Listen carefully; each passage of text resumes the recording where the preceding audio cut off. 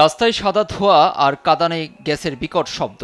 বিক্ষোভকারীদের ঘিরে আছে দাঙ্গা পুলিশ। সার্বিয়ার প্রেসিডেন্ট আলেকজান্ডার ভুসিকের বিরুদ্ধে এমন বিক্ষোভে উত্তাল রাজধানী বেলগ্রেড। বুধবার রাজধানী বেলগ্রেডের পাশাপাশি অন্যান্য শহরেও বিক্ষোভকারীদের পথ আটকে দাঁড়ায় পুলিশ। এ সময় সংসদ ভবন প্রাঙ্গণে অবস্থান নেন প্রেসিডেন্ট ভুসিক সমর্থকরাও।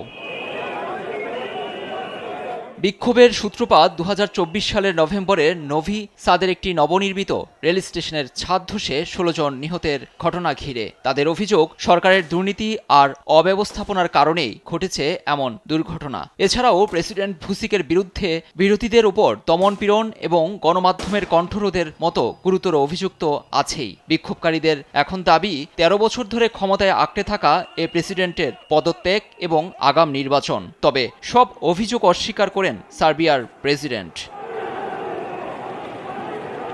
প্রেসিডেন্ট ভুসিক ২০১৮ সালে ইউরোপীয় ইউনিয়নের সদস্য লাভের জন্য ধর্মান্তরিত হন। অতি জাতীয়তাবাদী ভুসিক সম্প্রতি সমর্থকদের সঙ্গে সংসদের সামনে বসে ইনস্টাগ্রামে একটি ভিডিও প্রকাশ করেন, যা ছিল নীতি বহির্ভূত কাজ।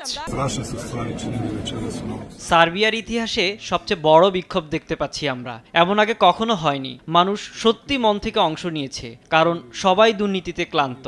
এই সরকার ভয়াবহ মাত্রায় দুর্নীতিগ্রস্ত।